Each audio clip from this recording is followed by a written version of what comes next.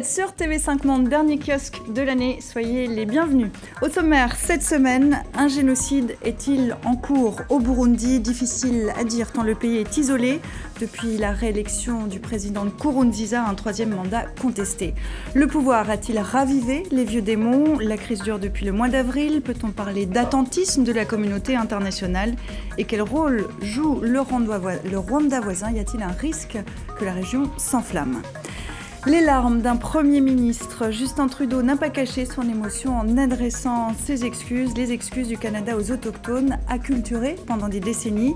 Justin Trudeau impose son style, il pose pour vogue, légalise le cannabis et accueille lui-même les premiers réfugiés syriens. Va-t-il redonner du lustre au Canada avec son gouvernement de parité et de diversité? La fin du bipartisme en France et en Espagne, même constat, scénario différent. En Espagne, l'offre politique s'est élargie. En France, on dit la classe politique figée et déconnectée de la réalité. Les recettes des uns peuvent-elles s'appliquer aux autres? Et la classe politique est-elle capable de se changer?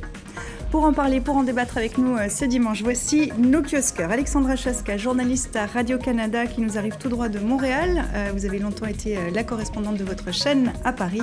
Les fidèles de kiosque vous connaissent bien. Pierre Aski, cofondateur du site d'information Rue 89. On signalera dans votre riche parcours des postes de correspondant en Afrique du Sud, à Jérusalem, à Pékin. Joseph Massescaron, directeur de la rédaction de Marianne depuis une dizaine d'années, chroniqueur et polémiste aussi. Vous collaborez à de nombreuses émissions télé et radio dans Kiosque. Et enfin Ziad Limam, directeur d'Afrique Magazine, mensuel francophone international édité en France et consacré au continent africain sous différents prismes, société, culture, politique. Merci d'être ici pour commenter la semaine, pour commenter l'année également, puisqu'on vous entendra sur le thème que vous avez retenu, qui pour vous caractérise 2005. Mais on va tout d'abord s'interroger, je vous le disais, sur ce qu'il se passe au Burundi, petit pays de la région des Grands Lacs, ancienne colonie belge. Depuis plus de 6 mois, le Burundi est en pleine dérive. Une voix s'élève pour dénoncer les violences, l'une des rares voix burundaises encore audibles, celle de Marguerite Barankitse, Maggie de son surnom, qui dès 1993 avait accueilli des orphelins Hutus comme Tutsis pendant la longue guerre civile. Elle est aujourd'hui contrainte à l'exil, elle était de passage en Belgique cette semaine où elle a livré un coup de gueule chargé d'émotions, vous allez l'entendre. Elle revenait notamment sur les violences qui ont fait au moins 87 morts le week-end dernier à Bujumbura. La semaine dernière, donc le vendredi, on frappait à la porte des maisons et on ciblait les maisons. On connaissait les maisons et on a ciblé même les maisons des Tutsis. C'est très grave. Comment un chef d'État, si le chef d'État peut assassiner au vu et au su de tout le monde, quelle arrogance! J'en appelle à toutes les mamans, à tous les papas. De dire, d'aller manifester, de dire on ne peut pas tuer nos enfants. Ces images, c'est un scandale. Dès qu'on tue nos enfants, qu'on nous tue, qu'on nous exile, et puis nous venons ici mendier alors que nous pouvions vivre dans la convivialité. Est-ce que vous n'êtes pas allé en Syrie? Est-ce que vous n'êtes pas allé en Libye? Pourquoi vous n'iriez pas au Burundi? Il est tout petit, le Burundi. Il n'y a pas de pétrole, mais il y a vos frères et sœurs, il y a vos enfants. Il y a la plus grande richesse que l'humanité a. C'est la personne humaine. Ce n'est pas le pétrole, ce n'est pas le diamant. Il y a plus que le diamant. Il y a plus que ça. Il y a plus que ça. C'est un témoignage assez bouleversant. Je veux bien votre réaction aux uns et aux autres quand vous entendez ça. Pierre Aski, peut-être ? On ne peut pas rester indifférent, c'est sûr que c'est un message très fort qui est à la fois un message universel d'humanité et qui nous renvoie à notre impuissance collective de communauté internationale qui n'existe pas parce que on voit bien que ce soit de la Syrie au Burundi en passant par des tas d'autres situations, le monde manque aujourd'hui des instruments et de la volonté de régler ce genre de problème qu'on voit monter et qu'on ne sait pas arrêter. Une réaction, Alexandra ? Très émouvant le témoignage. Effectivement, on se sent terriblement impuissant. Et je pense au Rwanda, parce que, vous savez, le Rwanda a eu un impact assez énorme au Canada, parce que c'était un Canadien qui était à la tête de la force de l'ONU, Roméo Dallaire. Et par ses témoignages, bon, qui certains ont été controversés, etc., mais c'est la dépression qu'il a fait après, parce que, justement, il avait été impuissant à intervenir, à empêcher ce génocide comme vous savez, au Rwanda, c'était plus de 800 000 morts. Et je suis étonnée de voir comment le Canada réagit peu. Il y a eu une réaction, mais bon, c'est mou. On ne va pas envoyer des forces, des soldats au Burundi. On va y revenir, puisque l'Union africaine a annoncé qu'elle voulait envoyer 5 000 hommes. Bujumbura, le pouvoir, a annoncé aujourd'hui refuser, ce qui n'est pas une grande surprise. L'Union africaine a dit qu'elle les enverrait quand même. Donc on va peut-être y revenir. Votre réaction à vous aussi, Joseph Massescaron? La même chose, évidemment, ce qui vient d'être dit sur l'émotion, parce que c'est très, très, très fort et en plus tellement juste, parce que ça ne nous renvoie pas simplement, évidemment, à ce qui se passe au Burundi, mais plus largement au théâtre des opérations sur lesquelles nous intervenons et les raisons de notre intervention. Donc, bien sûr, nous recevons ça d'une manière très, très, très forte en retour. Ça, c'est le premier point. Et puis, le second, c'est qu'en une décennie, dans cette région, il y a eu à peu près 5 millions de morts, avec des centaines de milliers de personnes qui ont été déplacées, avec une misère qui est réelle. On s'aperçoit, ça vient d'ailleurs aussi d'être dit, que l'ONU aujourd'hui n'est plus en situation d'intervenir, peut-être parce qu'on a voulu que progressivement l'OTAN remplace l'ONU, puis ensuite après que les alliés remplacent l'OTAN. Donc il faut quand même s'interroger aujourd'hui sur ce que nous avons fait. Et on a pendant très longtemps, on a fait peser aussi le poids sur l'Afrique du Sud, parce qu'on se souvient que Nelson Mandela avait fait beaucoup justement dans les années 90, dont vous parliez, pour rétablir la situation entre Tutsi et Hutu. Enfin, remarquez, c'était pas simplement entre Tutsi et Hutu, car elle-même l'a dit, il y a des Hutus modérés qui sont eux-mêmes, bien sûr, évidemment menacés. Mais là, aujourd'hui, l'Afrique du Sud, elle n'est plus au rendez-vous, elle est aux abonnés absents. Diane, d'un mot? Non, on est clairement, on ne peut être que sensible à l'émotion qu'elle transmet. Et puis après, il faut parler des réalités. La réalité, c'est que malheureusement, dans la communauté humaine, il y a une gradation des dangers. Et qu'aujourd'hui, le Burundi est probablement avant-dernier de la liste des préoccupations globales entre la Syrie, dont on parlait, l'État islamique, l'Ukraine. Enfin, on pourrait citer 15 cas préalables. Et la deuxième chose, c'est que il ne faut pas exclure l'Afrique de ce discours-là. C'est-à-dire qu'il y a une responsabilité collective en Afrique qui ne s'exerce pas. Il y a une responsabilité régionale qui ne s'exerce pas. Tu parlais de l'absence de l'Afrique du Sud, mais en fait, il n'y a plus de leadership. C'est un continent qui manque en ce moment de personnalités qui pourraient... Julius Nyerere, Nelson Mandela... qui avait un poids moral qui n'existe plus. Les outils de gestion des crises ne fonctionnent pas. Donc il faut aussi que les opinions publiques africaines considèrent que c'est leur problème. Ce n'est pas uniquement le problème que l'Occident n'intervient pas. Et pourquoi l'Occident intervient en Syrie, en Libye? Très bien, l'Occident intervient en Syrie, en Libye, peut-être pour de bonnes ou de mauvaises raisons, mais ça n'empêche pas que les élites, qu'elles soient politiques, qu'elles soient société civile, etc., tentent de régler leurs problèmes en interne. Il y a une situation politique au Burundi qui est à l'origine de ces violences. C'est pas des générations spontanées de violence. Il y a un problème, il y a un président qui a contourné sa constitution, il y a visiblement un conflit dans le même clan qui est en train de prendre une ampleur. Il y a un général dont personne ne parle qui s'est réfugié je ne sais pas où, qui risque probablement un jour de revenir. Donc il y a des éléments de conflit qu'il faut traiter comme des réels éléments de conflit. C'est vrai que ça fait plusieurs années qu'on tient un discours aujourd'hui de responsabilité collective des Africains, que c'est plus aux Français ou aux Occidentaux d'intervenir dans ces conflits, que ce sont les Africains qui les prendront en charge eux-mêmes.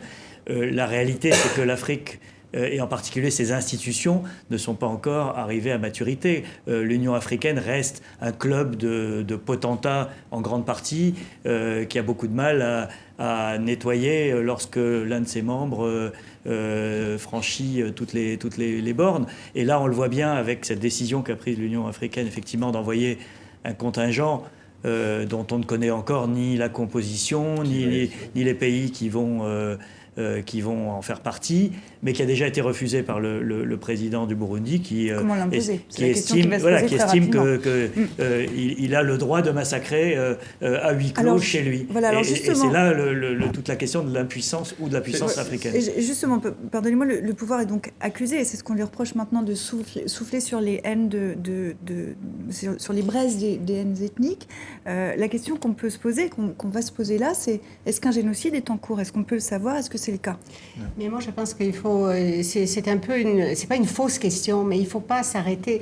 Pendant qu'on discute à savoir s'il y a un génocide ou non, il n'y a rien qui se passe. Est-ce que s'il y a des Hutus qui sont massacrés et il n'y a pas de génocide, je veux dire, il y a quand même des morts, et il y a quand même un président qui s'accroche au pouvoir et qui a forcé la main du président du tribunal constitutionnel pour lui donner raison pour briguer et sauvegarder et gagner un 3e mandat.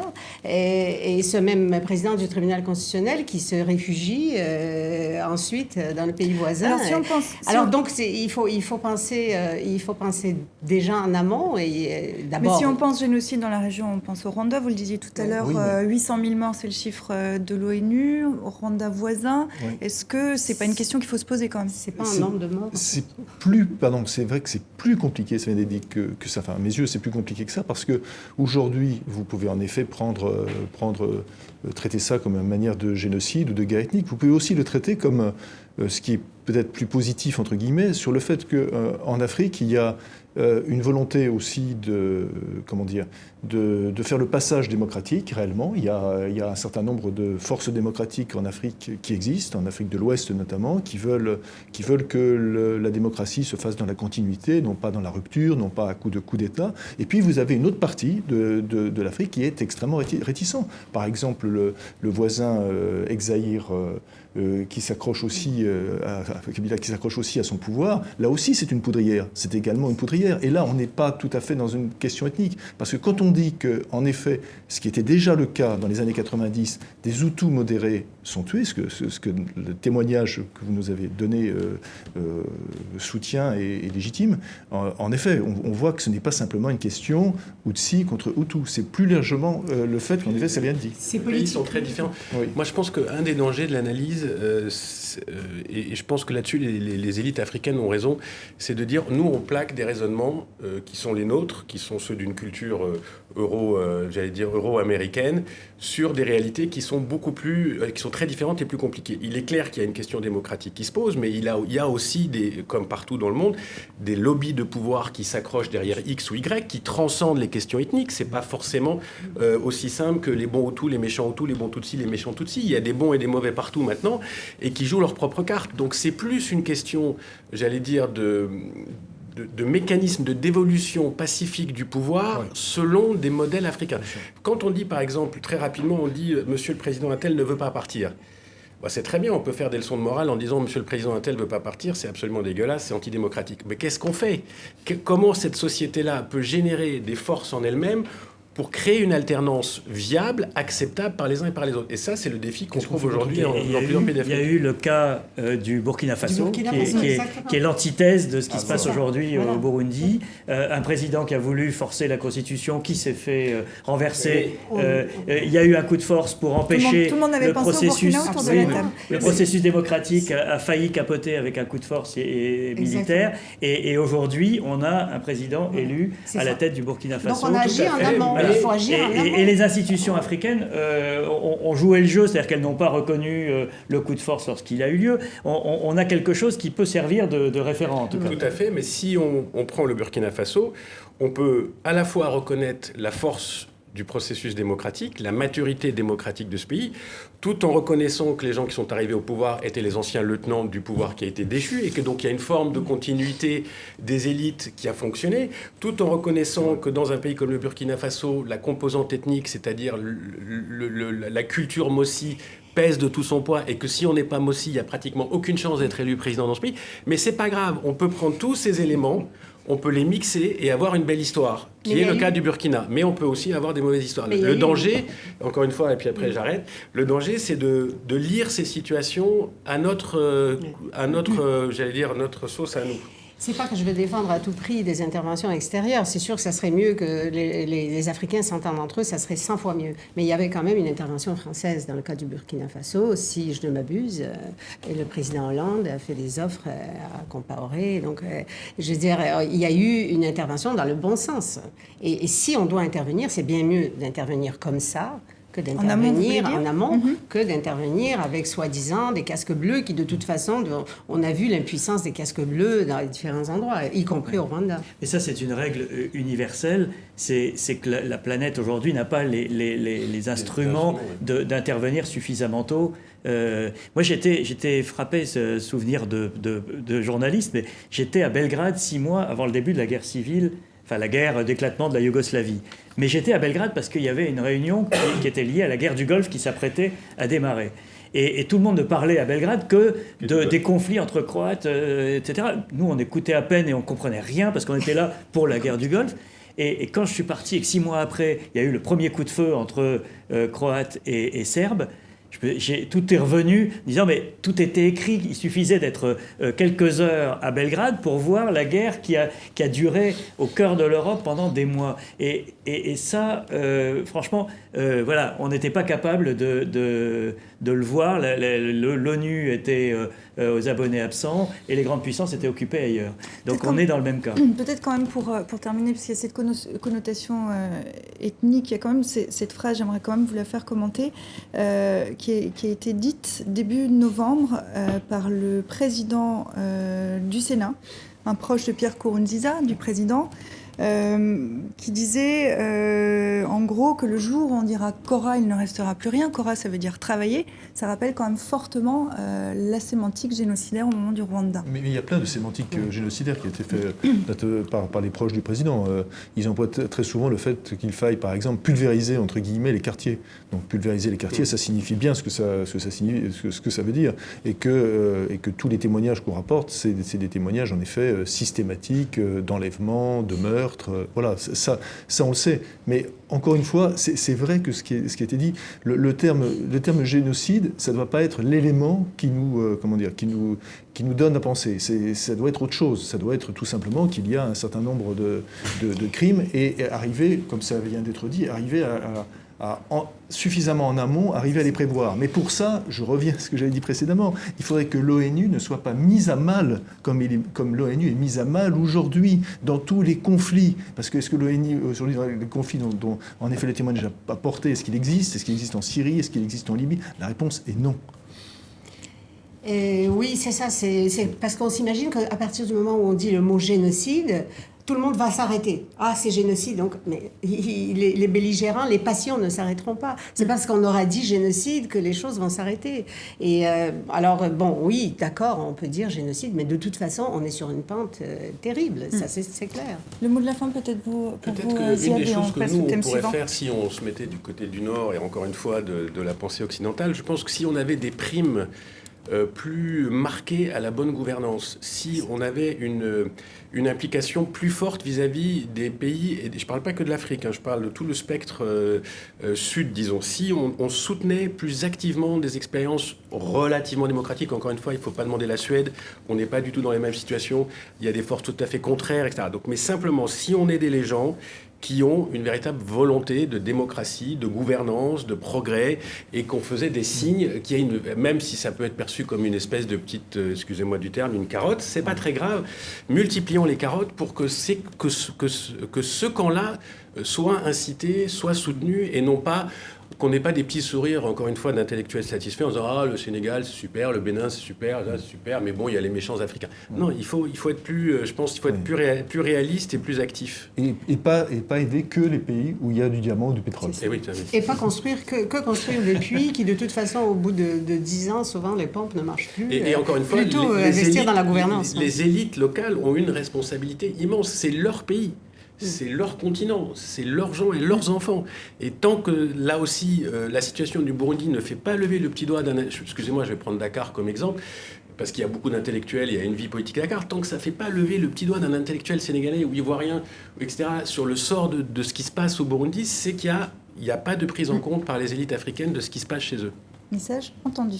On va parler d'un autre génocide qui a été dénominé en tant que tel au Canada un génocide culturel contre les autochtones du 19e siècle aux années 1990.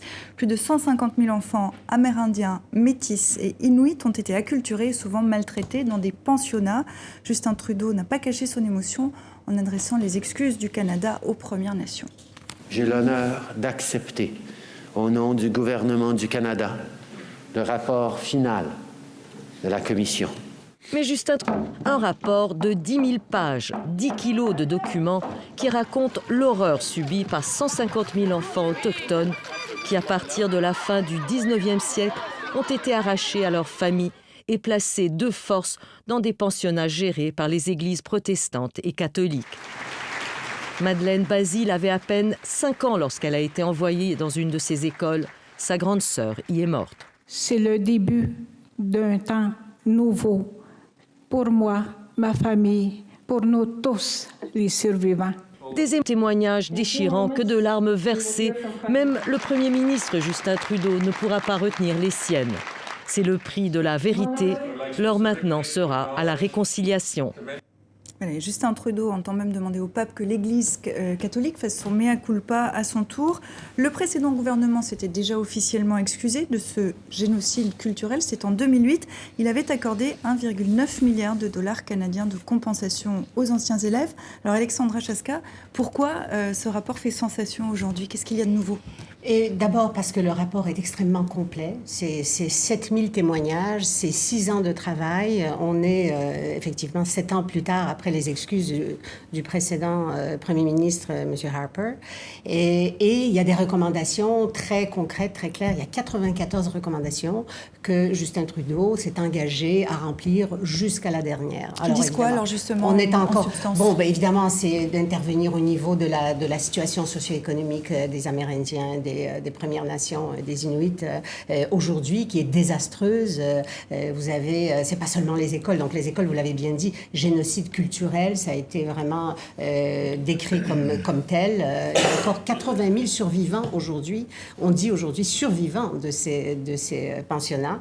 Mais ces survivants, je veux dire, ce qu'ils ont subi a eu un impact terrible sur les communautés des Premières Nations, sur les communautés autochtones, sur le plan socio-économique, l'espérance de vie est de presque 10 ans moins longue chez les hommes, en tout cas autochtones, que chez les Blancs. Chez les femmes, c'est 5 ans. Le taux de chômage est 3 fois plus élevé.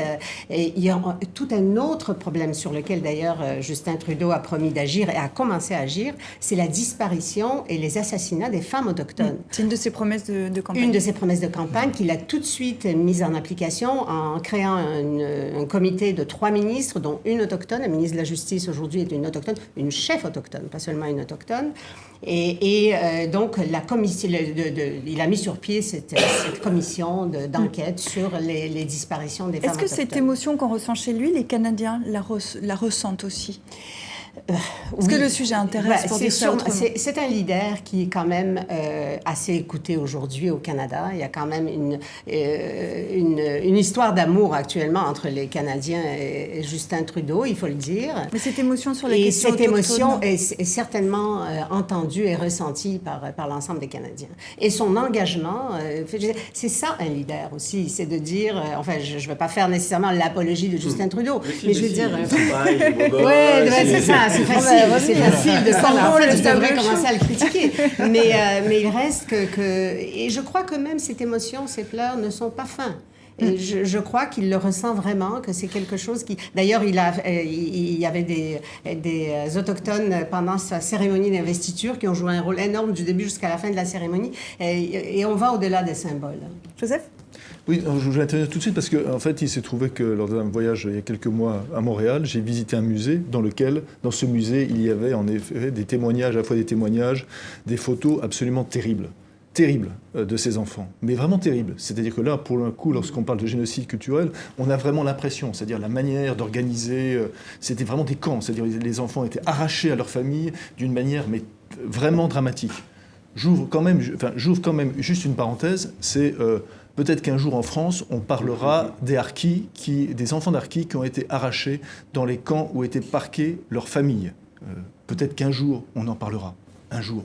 Peut-être qu'un jour, il y aura un homme politique qui versera quelques larmes pour ça. Je referme la parenthèse, il y a eu un certain nombre de livres... Non, mais c'est très intéressant ce que vous dites, parce que le Canada qui revient sur son passé, oui, bien sûr. C'est ça.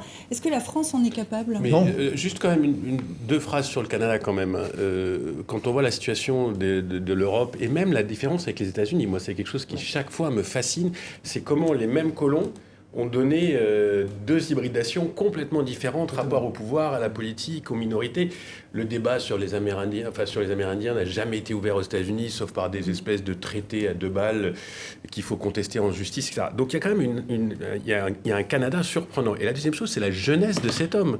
Quand on voit notre classe politique, et encore une fois, je ne veux pas faire de on va y venir tout de suite après. Il y a un monsieur qui a moins de 40 ans, il a 43 ans, qui bouleverse un certain nombre de données. Ah bon, après, on verra sur la durée ce que ça donne, est-ce qu'il va tenir, est-ce que les intérêts, les lobbies, l'argent, l'appui, tout ça, est-ce que ça ne va pas calmer les choses? Mais quand même, ça envoie un message. Et moi, je vois sur Twitter et sur Facebook les réactions en Afrique à ce personnage. Et qu'est-ce qu'on dit? On parle de jeunesse. On dit qu'il y en a marre du grand frérisme, on dit qu'il y en a marre de ces élites qui sont tous d'un certain âge, qui commencent à partir du mien. Et propos de l'Afrique? Oui, mais parce qu'il y a un exemple aujourd'hui sur la scène médiatique de quelqu'un de jeune et qui donne cette espèce de souffle. Je vais presque faire c'est pas le seul. Hein. On ne voudra pas si je fais... Obama à côté n'est pas beaucoup plus âgé. Il n'est pas beaucoup plus âgé. Est-ce que c'est possible? Il n'était pas beaucoup plus âgé. Est-ce que c'est possible de faire juste un bémol? Parce que, excusez-moi. Je vous en prie, c'est un plaisir. Je suis désolé. Bah oui, c'est Marianne, je suis désolé, pardon. C'est affreux.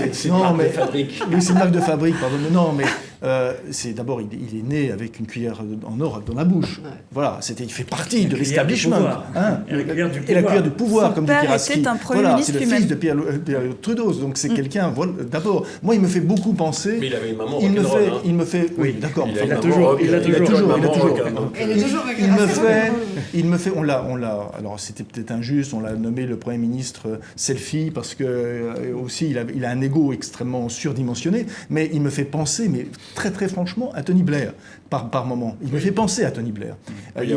Voilà. Donc, j'espère qu'il ne terminera pas la suite. Pardon, la suite est morte. Et juste pour être taquin, ça ne me pose pas de problème. Évidemment, bien sûr. Enfin, comment dire? C'est bien, c'est très très bien, c'est remarquable, c'est extrêmement émouvant ce qu'il a fait. Et franchement, je le dis encore, quand je parlais des harkis, des camps d'harkis en France, est-ce qu'on serait capable de le faire? J'en doute. Les hommes politiques, j'en doute fort. La seule chose, c'est que c'est bien de reconnaître l'égalité entre nations, mais quand par exemple, M.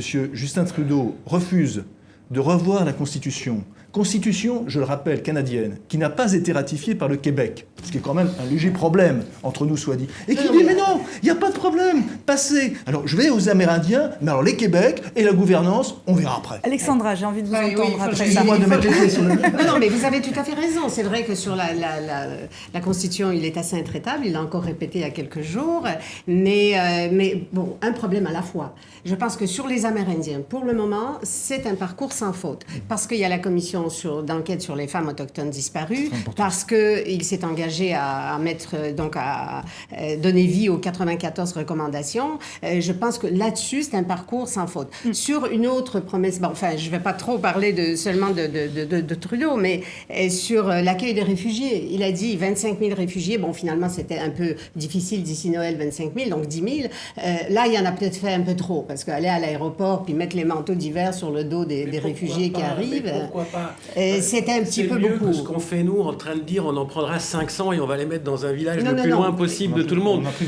Non, mais je caricature, mais encore une fois, moi, je trouve que tant mieux, et qu'il ait nommé un ministre de la Défense qui ressemble pour la moitié des gens à un potentiel terroriste. Tant mieux qu'il ait nommé une ministre de la Justice, comme vous disiez. Moi, je sais bien que tout ça, il y a une part de cinoche, il y a une part de politique, mais au moins, les gestes sont forts. Moi, je pense au contraire. Non, je crois au contraire que c'est quelqu'un qui est très bien intégré intentionné et je ne pense pas qu'il y ait un ego surdimensionné. Je ne crois pas. Alors, on va se poser cette question-là. A... Je vous propose qu'on regarde des photos. Je vous donne ensuite la parole, Pierre Aski.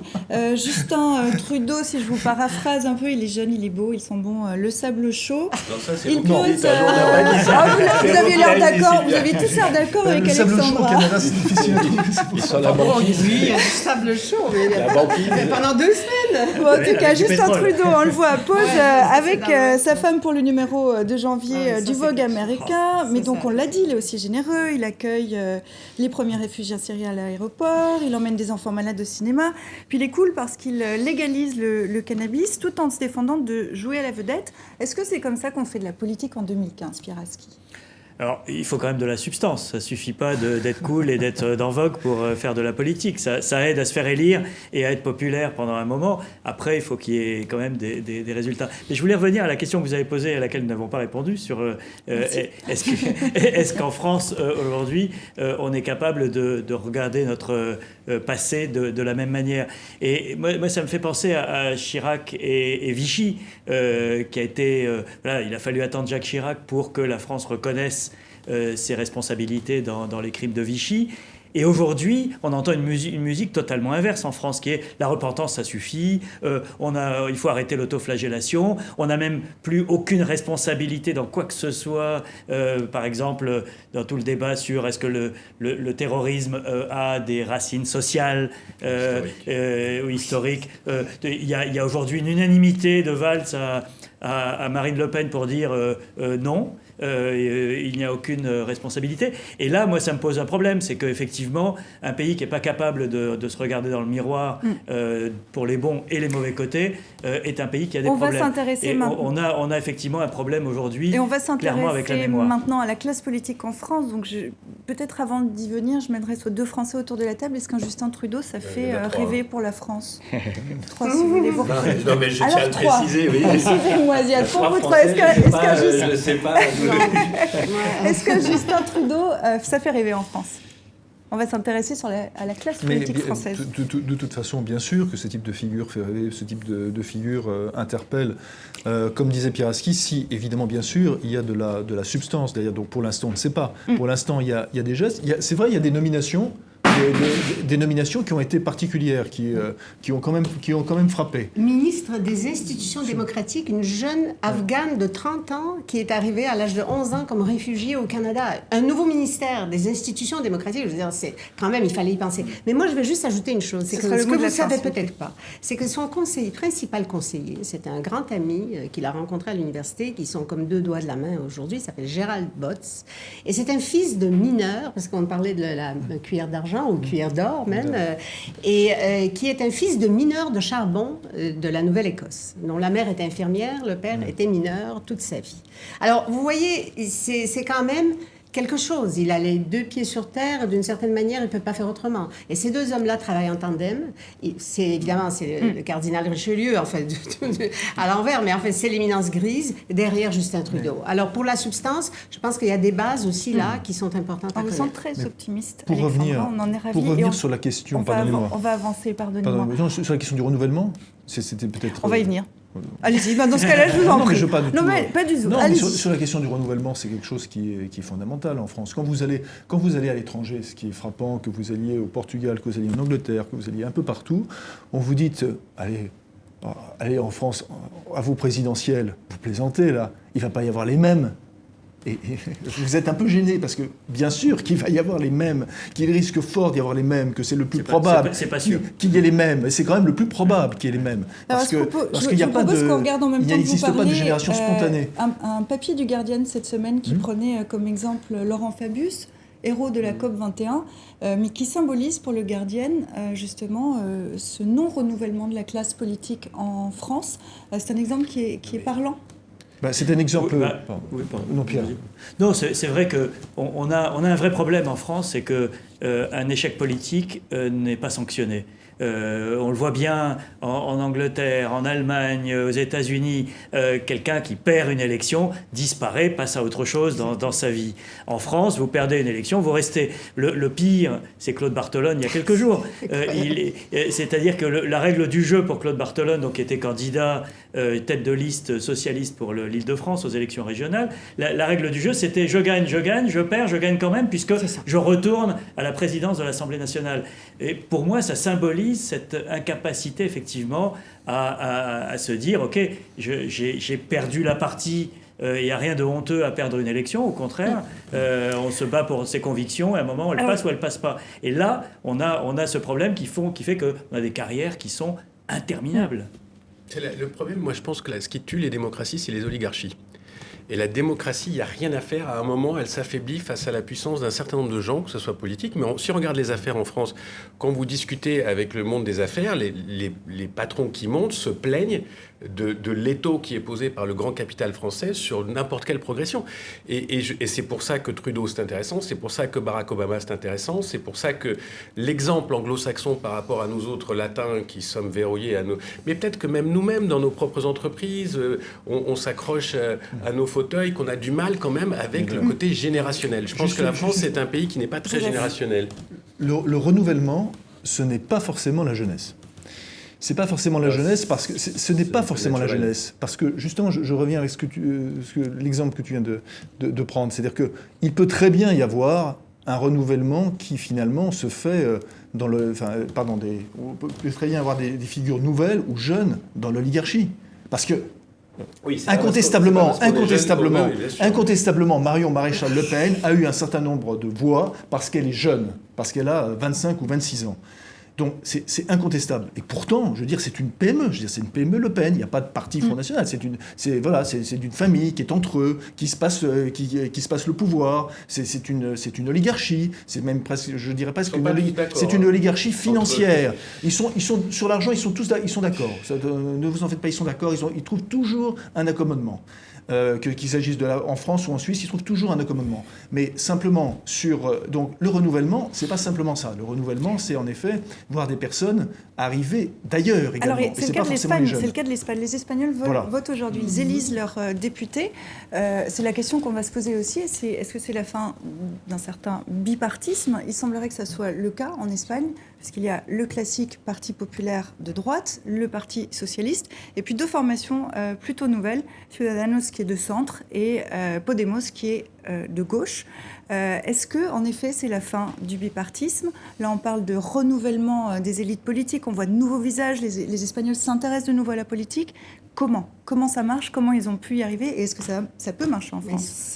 C'est sûr qu'en Espagne, c'est déjà la fin du bipartisme, mais le bipartisme prend du temps à mourir quand même, parce que c'est probablement Rajoy qui va quand même gagner cette élection, même s'il va être obligé de gouverner en coalition avec un autre parti. Mais c'est sûr que faire éclater les deux partis qui font partie de tandem du bipartisme, ça donne la place à des gens nouveaux, mais pas nécessairement un renouveau en politique, mais en Espagne, je crois que oui. On peut imaginer ça en France ? Alors, en France, nous avons une spécificité qui sont quand même les institutions de la Ve République et le présidentialisme qui rend cette option complètement, je ne dis pas impossible, parce que de fait, aujourd'hui, on vit en gros, il y a trois pôles avec l'émergence du Front National, mais pour la présidentielle, ça se jouera malgré tout entre les deux derniers candidats.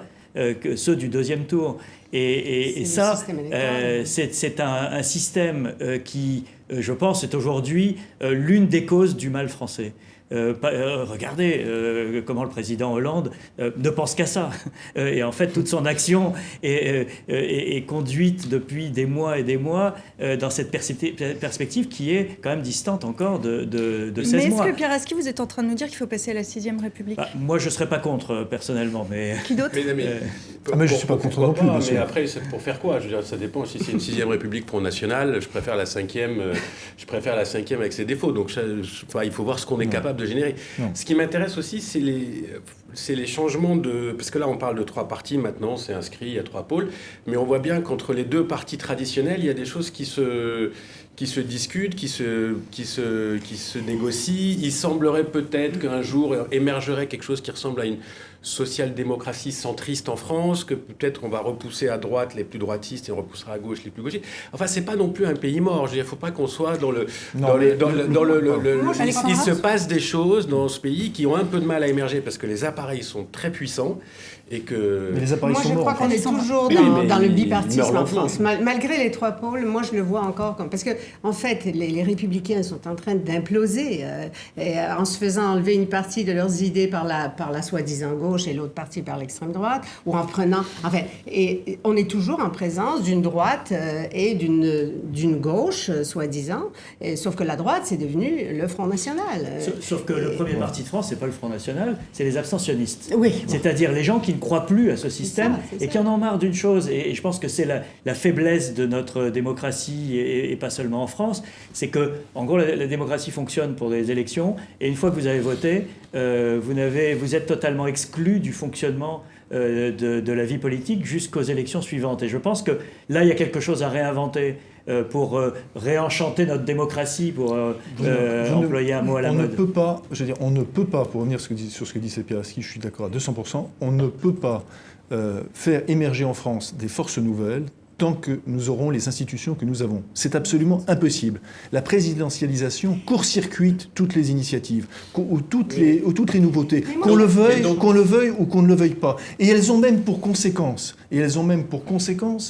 d'accélérer le populisme. Pourquoi ? Parce que tout simplement, les personnes qui, en effet, pendant 5 ans, à qui on leur dit « vous pouvez voter ce que vous voulez, vous pouvez voter au régional, vous pouvez voter au municipal, aux européennes, ça ne changera rien ».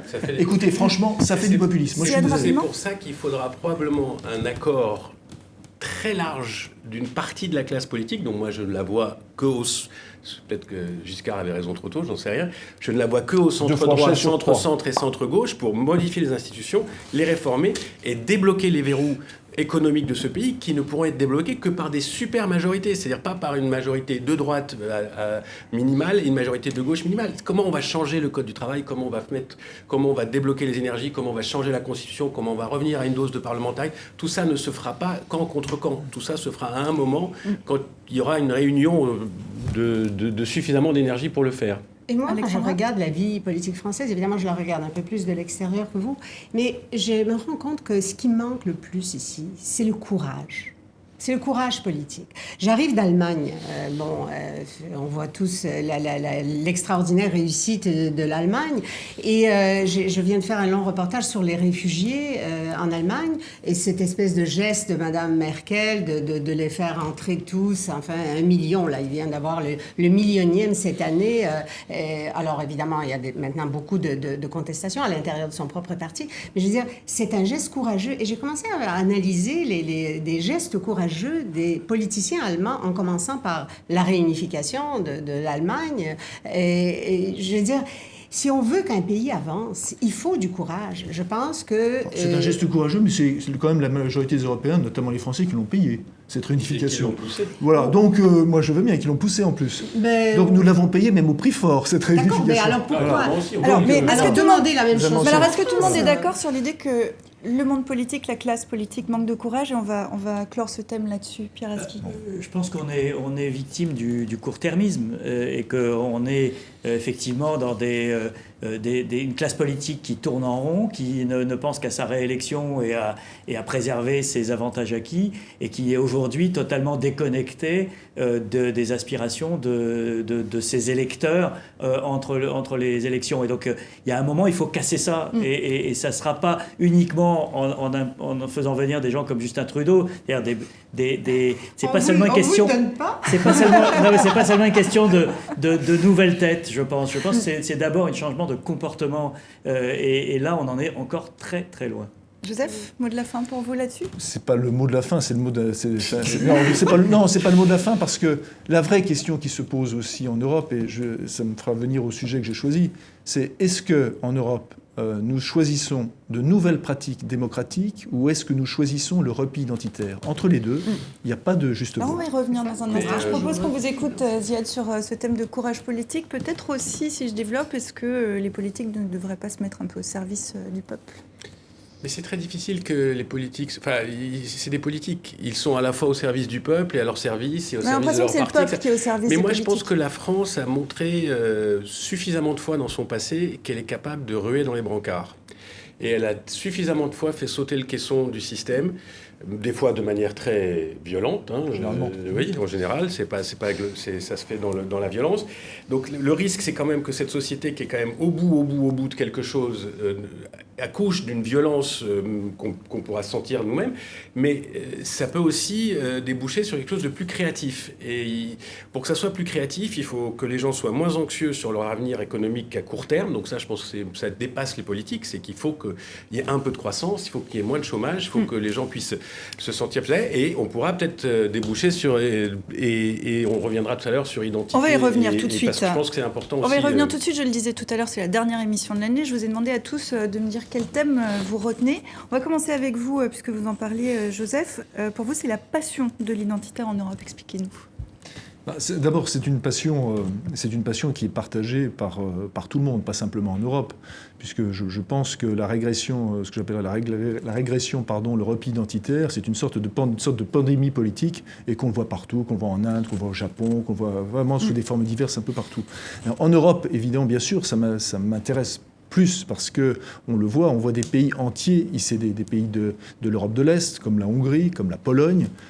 Notamment, je reviens sur la Hongrie. La Hongrie a quand même des pratiques politiques extrêmement étonnantes. Extrêmement étonnantes. Je veux dire, on condamne parfois M. Erdogan ou d'autres, mais franchement, lorsqu'on voit M. Orban et la manière dont il traite la justice dans son pays, c'est quand même tout à fait étonnant. Alors que nous sommes en Europe. Enfin, c'est l'Union européenne. Si je peux dire, c'est chez nous. Voilà, ça nous concerne directement. Donc, vous avez ça, cette régression identitaire. Cette régression, ce repli identitaire, ce souci, vous l'avez eu partout. Vous l'avez eu lorsque l'Écosse veut être indépendante et elle veut d'ailleurs renouveler un nouveau référendum après la possibilité ou non du Brexit. Vous avez la Catalogne, vous avez eu la Corse. Vous avez la Corse aujourd'hui en France, avec des choses que vous entendez qui sont totalement et tout à fait étonnantes. Donc moi je crois qu'en effet le choix c'est soit cette régression, cette repli identitaire, soit en revanche, évidemment dans le repli identitaire je mets la montée des extrêmes droites, soit évidemment nouvelles pratiques politiques, Podemos et le reste. Pierre Aski, pour vous c'est le terrorisme et l'état d'urgence en France. Oui, je pense que c'est incontournable quand on vit en France et en particulier à Paris. On a commencé l'année avec Charlie et l'hypercachère. On l'a terminé de fait avec le 13 novembre. Donc 2 événements qui, je pense, resteront gravés dans la mémoire collective française de manière très forte et qui soulèvent un nombre de questions que nous ne sommes pas en mesure d'aborder collectivement encore aujourd'hui. Comment se fait-il que des enfants nés et qui ont grandi et qui sont allés à l'école en France puissent se retrouver dans une situation de commettre de tels actes. Je pense que c'est une question qui interpelle la société française de manière violente et brutale. Et puis l'autre, qui est celle dans laquelle nous sommes aujourd'hui, c'est cet état d'urgence qui, moi, me semble reproduire exactement tout ce qu'on a reproché à Bush, c'est-à-dire un excès sécuritaire pour rassurer, pour ne pas donner de gages à l'extrême droite, etc., et qui fait qu'on a plus de, je crois, 2900 perquisitions depuis le 13 novembre, et qu'il n'y a eu que 2 procédures judiciaires enclenchées par ces perquisitions. C'est-à-dire qu'on a soulevé une montagne d'autorités, d'actes de police arbitraires, puisqu'il n'y a plus de contrôle judiciaire sur ces actes, pour déboucher sur rien. Donc on crée un climat hyper sécuritaire qui, moi, me semble inquiétant et mal géré, mal dosé. Évidemment, il faut de la sécurité. Jusqu'en février, rappelons-le. Oui, mais avec le risque qu'un certain nombre des mesures de l'état d'urgence soient inclus dans la loi et même dans la Constitution si la révision prévue par le gouvernement est adoptée. Alors vous, Ziad, ce qui vous a frappé en 2015, c'est la crise des réfugiés. Vous faites d'ailleurs un lien avec le climat, avec la COP21. C'est-à-dire que nous, on est autour de cette table, on parle de choses qu'on arrive à maîtriser, j'allais dire presque géographiquement et territorialement. Et puis il y a des phénomènes de masse qui sont en train de nous impacter.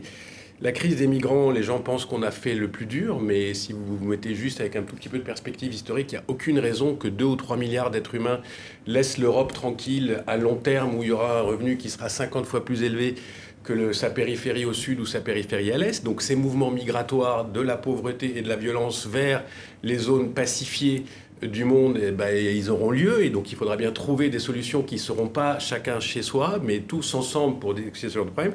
Et la deuxième chose qui m'a frappé, c'est la COP21, et d'ailleurs j'ai été assez surpris du peu d'enthousiasme finalement qu'on a eu autour de cet accord, qui est imparfait, il en manque la moitié, il faudra le refaire dans 5 ans, mais quand même, on a enfin une communauté internationale.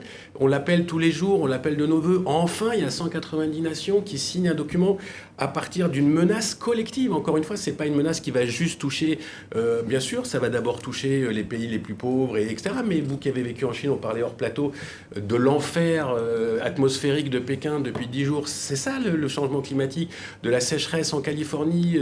Tout ça, ça va toucher tout le monde. Et donc je me dis, peut-être que de toutes ces menaces sortira une volonté collective, peut-être. Ou alors on ira vers le désastre. Mais moi, par nature, très rapidement, s'il vous plaît, mais je veux bien que vous réagissiez à ça. De la volonté collective. Je ne veux pas être le cynique de la bande, mais c'est tellement c'est plus facile, hélas, de se mettre d'accord pour des décisions qui n'auront de l'effet que lorsque tous les dirigeants qui l'ont signé seront partis et seront oubliés, que de se mettre d'accord aujourd'hui pour arrêter le conflit en Syrie ou pour empêcher un massacre au Burundi. Et c'est ça c'est ce décalage entre le long terme sur lequel, effectivement, c'est mieux que ça se passe plutôt qu'il y ait un échec, je suis entièrement d'accord. Mais voilà, sur un plan tout à fait pragmatique, non, mais sur la Syrie, par exemple, il y a un début de progrès. Il y a une résolution aux Nations Unies, on peut la citer aussi. C'est la première touche de lueur, de demi-quart, de tiers d'espoir sur ce conflit. Donc, mais juste... Diane est un optimiste. Non, ce que je veux dire, c'est que peut-être que plus la menace est d'ampleur, peut-être que la réaction sera que tout le monde se sentant concerné par la menace réagira de manière plus active. Et puis, un autre point d'optimisme là pour 2015, c'est, et c'est ce que vous retenez, vous, Alexandra, vu du Canada, c'est l'élection de Justin Trudeau. Oui, mais bon, je vais pas faire un vieux disque rayé. On va pas refaire le débat, je vais aller un petit peu au-delà de ce qu'on a dit tout à l'heure, et en reprenant un peu les thèmes. Et c'est qu'en fait, Justin Trudeau, vous savez, il est peut-être né, alors je reviens encore avec la cuillère dans la bouche, c'est vrai, mais il était quand même loin derrière, quand la campagne électorale a commencé. Et qu'est-ce qu'il a fait gagner, en fait? Et là, je reviens encore à la jeunesse, parce que moi non plus, je ne crois pas que ça soit que la jeunesse. Et je pense que ce qu'il a fait gagner, c'est l'audace et le courage, en fait. Enfin, l'audace et le courage, c'est pas tout à fait la même chose, mais quand même. Alors, ce qu'il a fait, le parti qui était favori au début de la campagne, c'est le parti qui était beaucoup plus à gauche, le NPD, il l'a doublé sur la gauche. Et sur donc la question... audace et courage, en fait. Audace et courage. Et il a doublé sur la gauche en disant, le déficit, arrêtons d'en faire une obsession. Ce qu'il faut, c'est relancer. Bon, vous connaissez la chanson. Il y en a qui vont dire il va endetter le Canada, etc. Mais il reste que c'est ça qui l'a fait. C'est le principal élément qui l'a fait gagner. C'est-à-dire d'arriver, de doubler par la gauche le parti qui est à gauche, qui s'est complètement effondré. Sur ça et quelques autres questions, je vous épargne les détails. C'est un bon programme pour 2016, audace et courage. Et voilà, audace et courage. C'est ce qu'on se souhaite pour 2016, peut-être, audace et courage. Je vous propose qu'on en vienne, comme toutes les semaines, à la semaine de dilemme, sauf que cette fois, c'est encore mieux, puisqu'on va regarder l'année de dilemme. C'est prêté au jeu. Alors, rappelez-vous, cet été, l'Europe s'interrogeait sur un possible Grexit. C'est aussi à ce moment que des réfugiés syriens ont commencé à arriver en Europe, avec pour porte d'entrée géographique la Grèce. Et là, c'est un choc, évidemment. De Grèce, ces réfugiés ont pris la route, souvent en direction l'Allemagne, qui leur a ouvert les bras. Vous en parliez tout à l'heure, Alexandra, à l'initiative de la Merkel, la chancelière élue femme de l'année par Time Magazine. Sauver Bachar face à la montée des eaux, les eaux OS, climat tendu quant au sort du président syrien, restera pas. L'ONU ne tranche pas, mais s'accorde sur un plan de sortie de guerre. C'est dilemme, Alexandra. C'est au marché de déterminer le prix du pétrole, qui a pourtant joué au yo-yo en 2015. Voilà ce que dit en substance ce Saoudien bedonnant. Riyad exclut toute intervention pour redresser les cours. Et puis la fin de l'année, vous l'évoquiez, vous Pierre évidemment, une fin d'année sous le sceau du terrorisme, plusieurs capitales touchées et notamment Paris.